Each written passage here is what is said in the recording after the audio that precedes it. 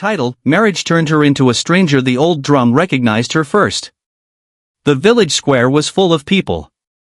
Everyone came for the harvest festival. Drums were beating. Women were dancing.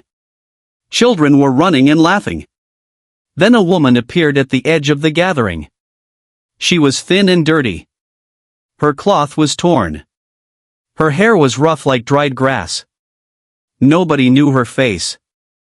"Who is this woman?" someone whispered. "She looks like trouble," another said.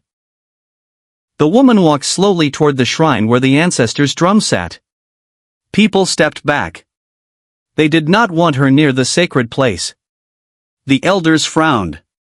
One man raised his hand to stop her. But then something strange happened. The old drum began to shake. It made a deep sound without anyone touching it. The sound grew louder. Everyone froze. The drum had not moved by itself in 20 years. The woman stopped walking. Tears rolled down her face. The drum shook again, harder this time. Some people screamed. Others fell to their knees.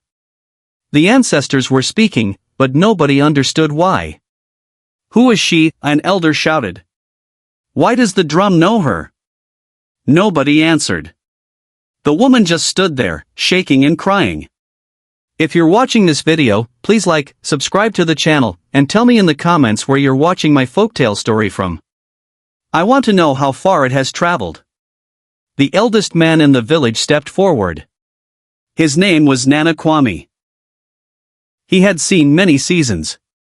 His eyes were old but sharp. He looked at the woman carefully. Something about her face seemed familiar. "What is your name?" he asked gently. The woman opened her mouth, but no words came out. She tried again. Her lips trembled. Finally, she whispered something so soft that only Nanakwami heard it. His face changed completely. His eyes went wide. "Amma," he said quietly. "Is that you?" The woman closed her eyes. When she heard that name, her whole body shook. She fell to her knees. She did not look happy. She looked like someone who heard a ghost calling. "That name is dead," she said in a broken voice. "I buried it long ago." People began to whisper loudly now. "Amma?" That name belonged to a girl who left the village many years ago. A girl who married and never returned. But this woman looked nothing like that joyful girl. "What happened to you?" Nanakwami asked. The woman did not answer. She just stared at the ground. Her tears made small dark circles in the dust. 20 years before that day, Amma was the pride of her family. She was not the most beautiful girl in the village, but she had something better. She had a good heart. She helped her mother on the farm. She sang while she worked. Children loved her because she told them stories under the moon. Her father died when she was young. Her mother struggled to feed Amma and her 3 younger brothers. They were not starving, but life was hard. People respected them, but they had no money for celebrations or fine Kent cloth. When Amma turned 18, a man named Kofi came from a neighboring village. He was older, maybe 30 years old. He had land. He had money. He dressed well. People said he was looking for a wife. Kofi's family came to visit Amma's mother. They brought yams, palm wine, and cloth. They said Kofi wanted a respectful wife, not a proud one. They said he wanted a woman who understood tradition. Amma's mother was happy but worried. "He is a good man," she told Amma. "But marriage is not a small thing. Are you ready?" Amma thought about her brothers. She thought about her mother's tired hands. "Yes, ma'am," she said. "I am ready." The wedding was simple but joyful. Amma wore white cloth and gold beads. Kofi smiled at her. His family welcomed her warmly. For the first few months, everything seemed fine. Kofi was kind. He gave her money for the market. He did not shout. But slowly, small rules began to appear. Kofi did not like it when Amma laughed too loudly. He said it was not respectful. He did not like it when she visited her mother without asking first. He said a wife should always inform her husband. At first, Amma thought these were normal things. She wanted to be a good wife. So she obeyed. She laughed quietly. She asked permission before going anywhere. She changed to please him. One day, she forgot to greet his older brother first when he visited. Kofi did not shout.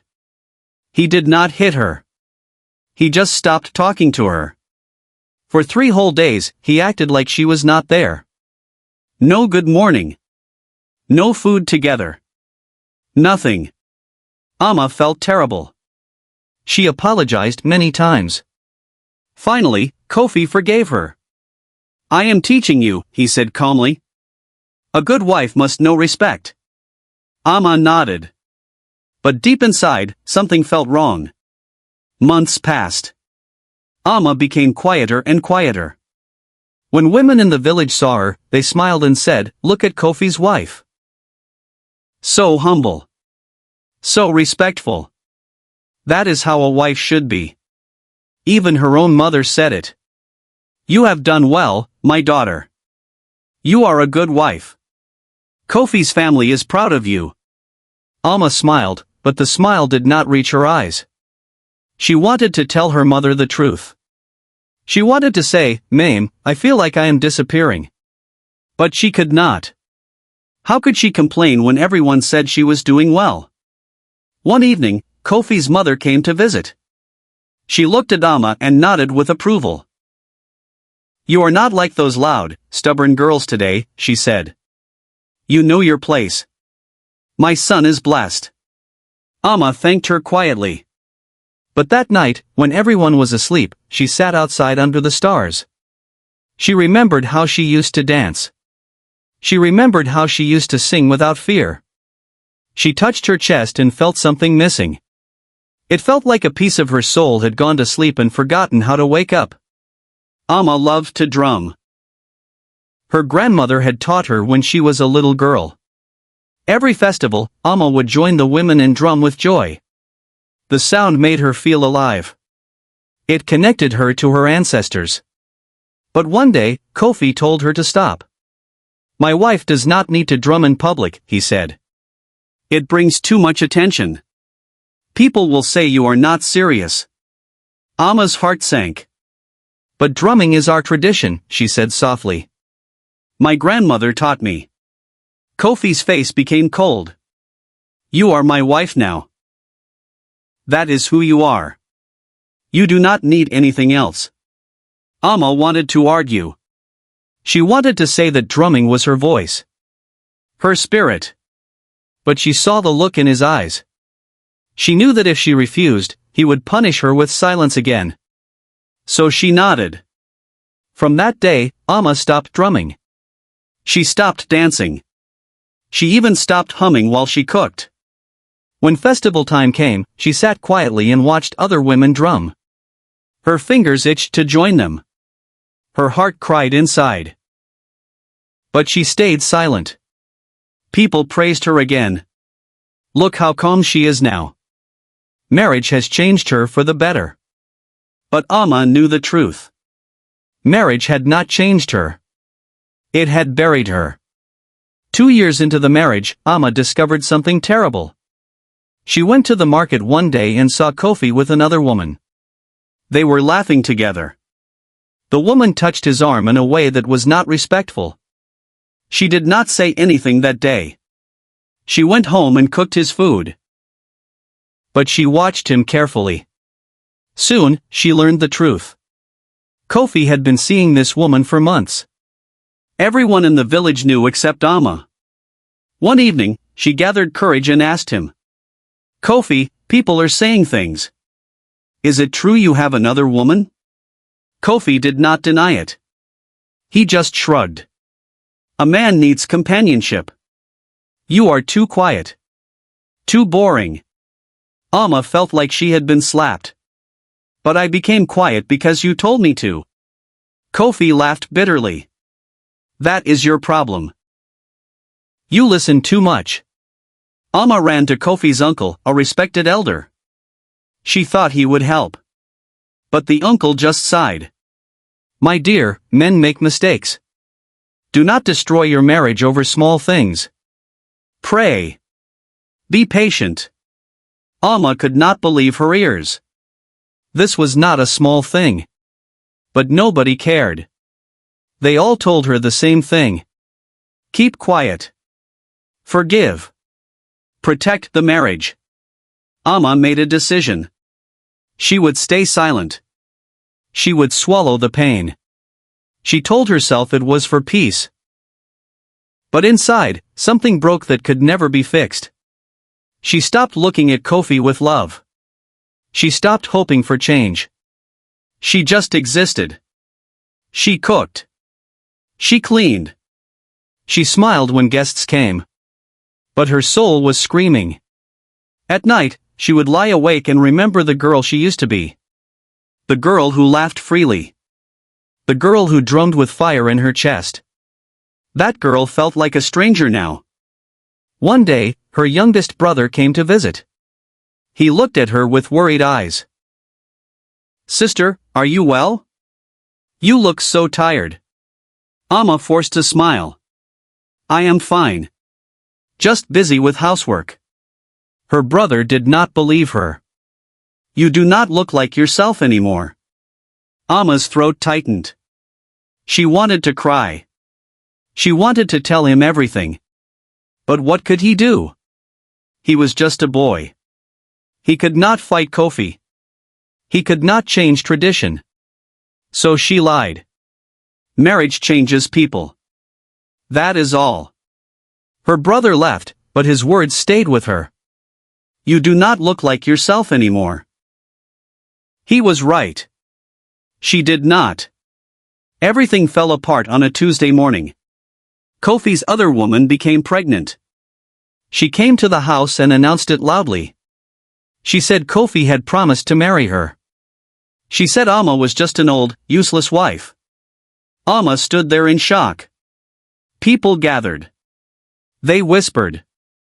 They stared. Kofi did not defend Amma. He just stood there quietly. But then, something worse happened. Kofi's mother arrived. Instead of scolding her son, she turned to Amma. This is your fault, she said angrily. You did not give my son a child. You did not keep him happy. Amma could not speak. The whole village was watching. Nobody spoke for her. Nobody said Kofi was wrong. They all blamed her. By evening, the story had changed completely. People said Amma was a bad wife. They said she was cold. They said she drove Kofi into another woman's arms. They said maybe she was cursed. Amma packed a small bag that night. She could not stay in that house anymore. She walked back to her mother's compound. Her heart was shattered into 1,000 pieces. When Amma reached her mother's house, she collapsed at the door. Her mother held her while she cried. Her brothers gathered around her. For a moment, Amma felt safe. But the next morning, her uncle came. He sat down with a serious face. Amma, you must go back to your husband's house. Amma stared at him. Uncle, did you not hear what happened? They humiliated me. Her uncle nodded. I know. But running away will only make things worse. Go back. Apologize. Be a better wife. Apologize? Amma's voice shook. For what? I did nothing wrong. Her uncle's face hardened. You are a woman. Your place is with your husband. If you stay here, people will say we are a family that destroys marriages. Do you want to bring shame on us? Amma looked at her mother. Her mother's eyes were sad, but she said nothing. She did not defend Amma. Amma realized the painful truth. Even her own family would not protect her unless she accepted blame. Love, it seemed, had conditions. And she had failed to meet them. That night, Amma's mother came to her quietly. She sat beside her daughter and held her hand. For a long time, neither spoke. Then her mother whispered, "My daughter, I know you are suffering." Amma's tears started flowing again. "Then why do you not defend me, Mame?" Her mother sighed deeply. "Because that is how the world is. But listen carefully. You can go back to that marriage. You can obey everyone and keep the peace. But if you do, you will lose yourself completely." Amma looked at her mother with surprise. This was the first time anyone had spoken the truth. Her mother continued. "I cannot fight this battle for you. Your uncles will be angry with me.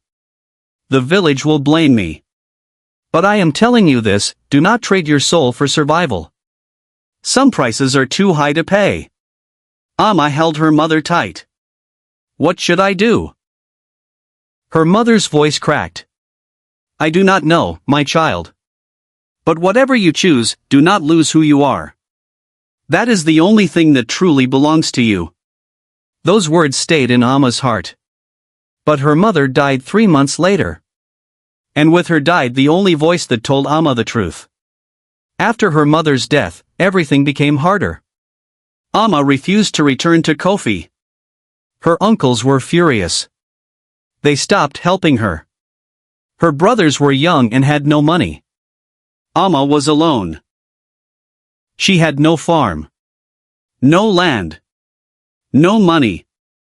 Hunger became her companion. Some days, she ate only once. Other days, not at all. She tried to find work, but people whispered about her. Nobody wanted to hire her. One evening, Amma sat outside and watched the sunset. Her stomach was empty. Her body was weak. She thought about her mother's words. Do not trade your soul for survival. But what good was a soul when your body was starving? She began to understand something painful.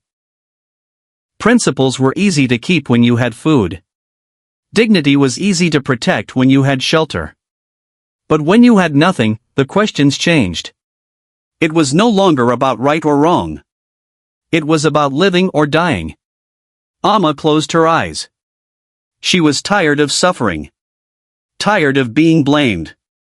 Tired of hunger. She did not want revenge. She just wanted to breathe without pain. 1 month later, a stranger came to the village. His name was Ni Arma. He was a wealthy trader from Accra. He had businesses everywhere. When he spoke, even chiefs listened. Ni Arma heard about Amma's story. He came to see her. He was older, maybe 50. His eyes were sharp but not unkind. I have heard what happened to you, he said. It was not fair. Amma said nothing. She had learned not to trust kind words. Ni Arma smiled. I am not here to marry you. I am here to offer you work. I need someone I can trust to manage one of my trading posts. Someone intelligent. Someone who has learned from suffering. Amma looked at him carefully. Why me? Because people who have suffered understand justice better than people who have always been comfortable, he said. I will pay you well. You will have respect. Amma's heart wanted to say yes immediately. But something made her pause. What do you want in return? Ni Arma's smile faded. Loyalty. And sometimes, I may ask you to help me handle certain people. I do not use violence. I use truth and pressure. Are you willing? Amma thought about it. This was not purely good. But it was survival with power. She nodded slowly. I am willing. Amma moved to a town far from her village. Ni Arma gave her a house and a position managing his palm oil trade. She was good at the work. Very good. She learned quickly how money moved, how people lied, and how to protect herself. Within 2 years, Amma became powerful in ways nobody could see. She did not wear fine clothes. She did not boast. But traders knew her name. When someone cheated ni Amma would find out. She would gather proof quietly. Then consequences would follow, not through violence, but through truth. A man who stole from the business? Amma made sure every traitor knew. He could not do business again. A woman who spread lies? Amma quietly told the truth to the right people. The woman's reputation crumbled. People began to feel Amma's influence without knowing it was her. They would say, something strange is happening. People who do wrong are being exposed. But they did not know who was behind it. Amma felt strong for the first time in years. She was no longer helpless. No longer voiceless. But late at night, when she was alone, she sometimes wondered. Was this power or just another prison? One day, a man came to ni Amma's trading post wanting to borrow money. Amma looked at him and froze. It was Kwabena, Kofi's younger brother. The same man who had mocked her. Kwabena did not recognize her. Amma had changed. She was older now. Her face was harder. Her eyes were different. Amma listened to his request calmly. Then she did something surprising. She approved the loan. But she added one condition. You must repay it in 6 months. If you fail, your farm will be seized. Kwabena agreed quickly. But Amma knew something he did not. She had investigated him. He was a terrible businessman. There was no way he could repay in 6 months. 6 months passed. Kwabena could not pay. Amma did not shout. She simply followed the law. His farm was taken. When Kwabena realized who Amma was, his face went pale. You did this on purpose. Amma looked at him without emotion. No. You did this to yourself. I just gave you rope. You chose to hang yourself with it. It was the first time Amma felt the sharp satisfaction of quiet revenge. 3 years passed. Amma's name became known in trading circles. She was now wealthy. She had her own house. She had respect. But she still could not return to her village openly. Then one morning, a man came to her office. He was thin and tired. His clothes were old. When he lifted his face, Amma's breath caught.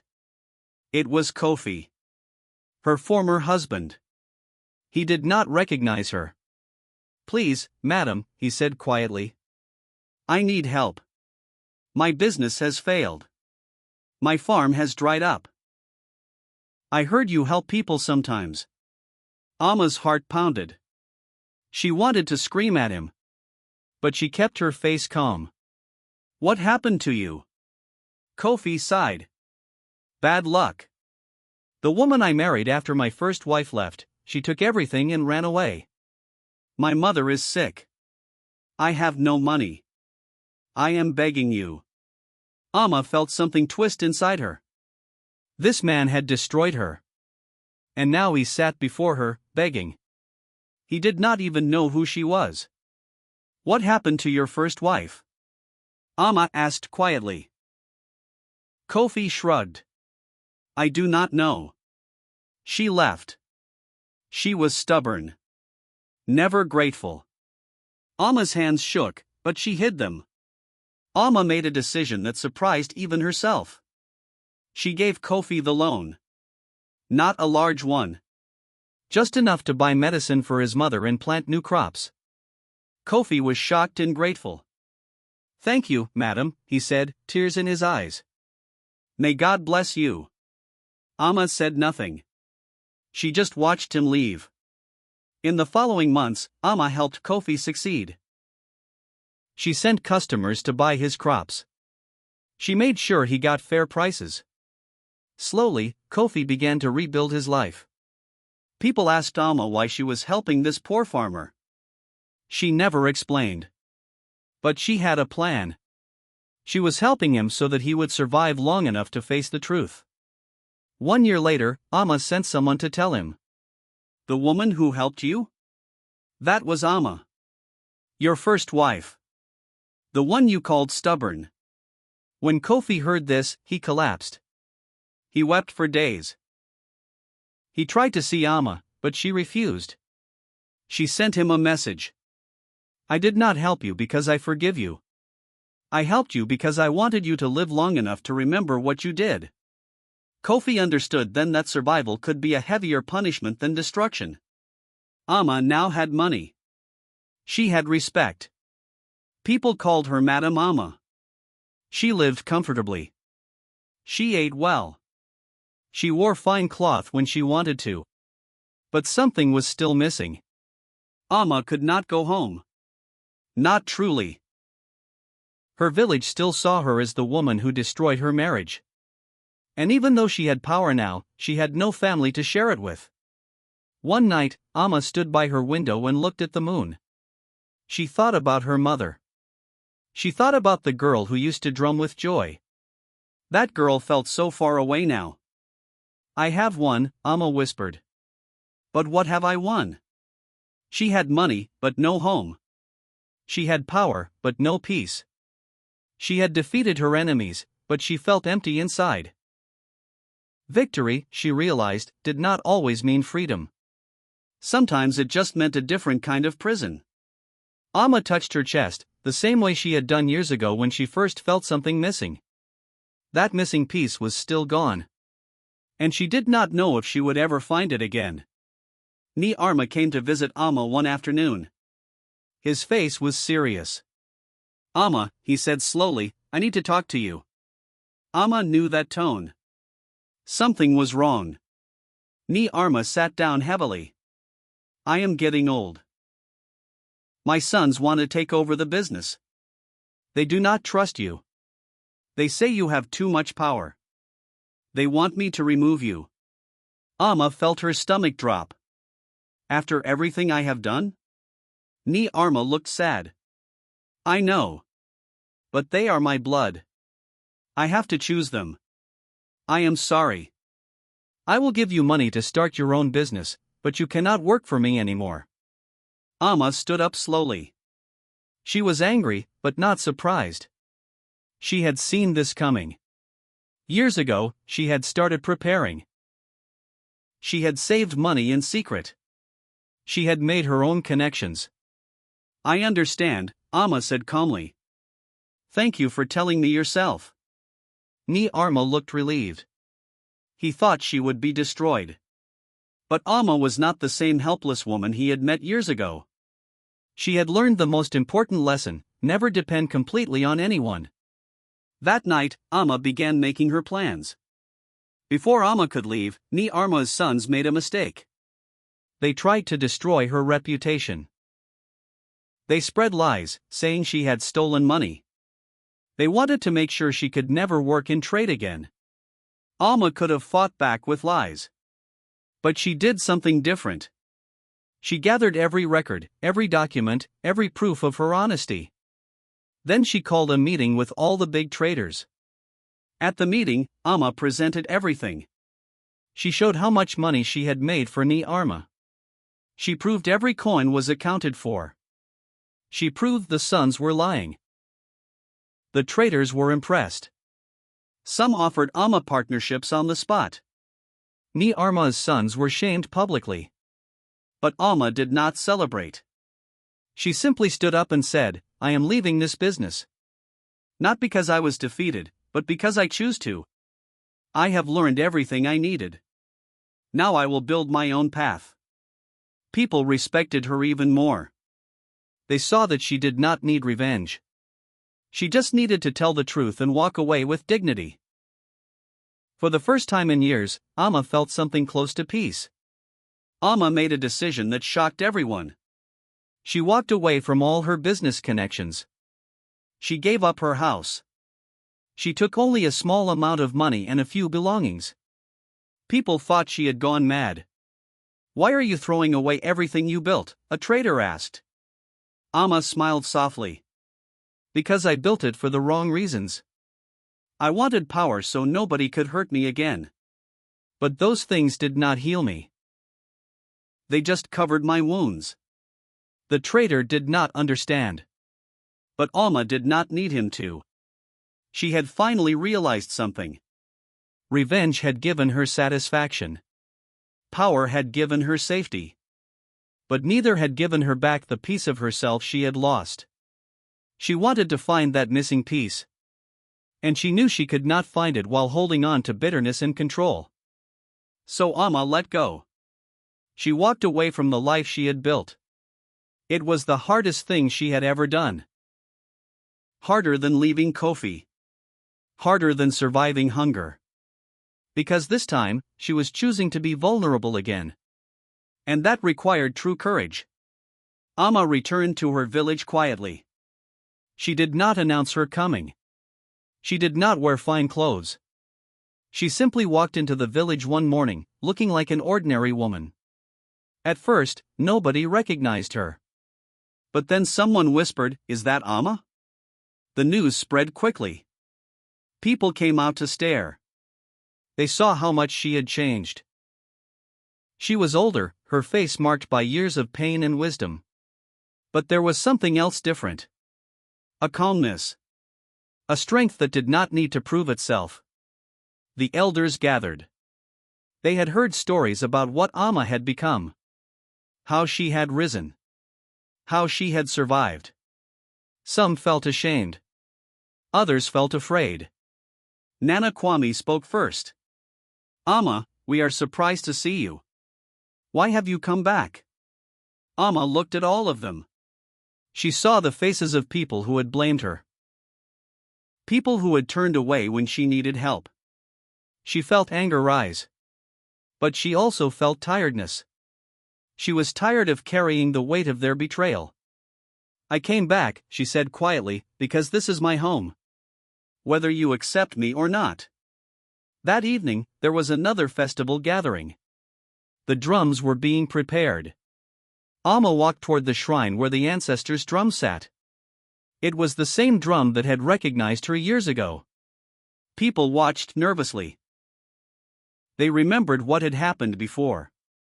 As Alma got closer, the drum began to vibrate softly. Not violently like before, but gently. Like a greeting. Like welcome. Alma knelt before the drum. She placed her hand on it.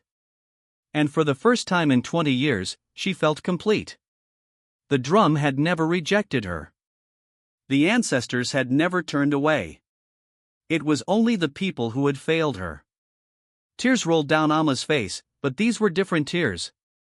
Not tears of pain. These were tears of release. She had spent so many years trying to prove her worth to people who would never see it. But the ancestors had always known who she was. Nana Kwame stepped forward slowly. His voice shook. "Alma, we were wrong. We blamed you when we should have protected you. We chose tradition over truth. Can you forgive us?" Alma looked at him for a long moment. The whole village held its breath. Alma stood up slowly. She looked at the faces around her. She saw guilt. She saw shame. She saw people who finally understood what they had done. Part of her wanted to punish them with words. But then she remembered her mother's words. "Do not lose who you are."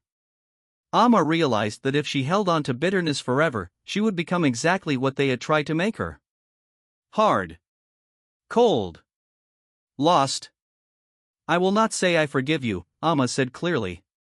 "Because forgiveness is not a gift I can give lightly. What you did cost me years of my life. It cost me my joy. It cost me myself."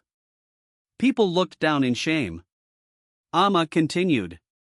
"But I will not carry hatred anymore either. Not because you deserve my peace, but because I deserve it.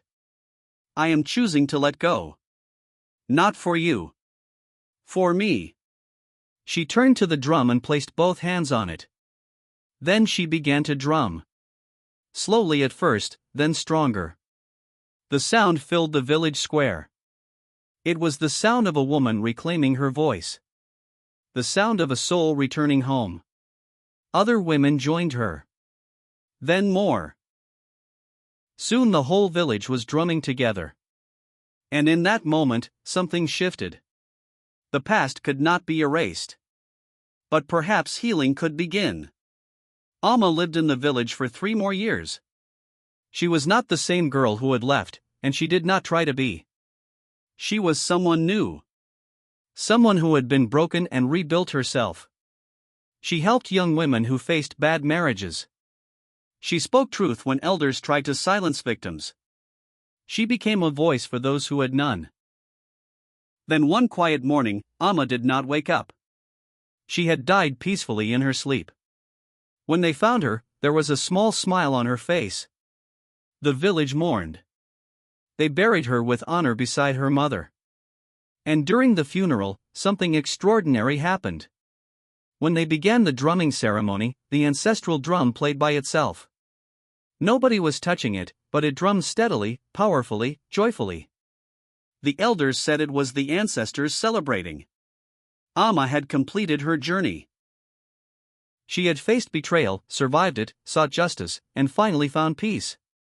The drum would tell her story forever. Years later, mothers would bring their daughters to the drum and say, "This is Alma's drum. Let me tell you her story." And the story would teach each generation that a woman's worth is not determined by her marriage or silence. It is determined by her spirit.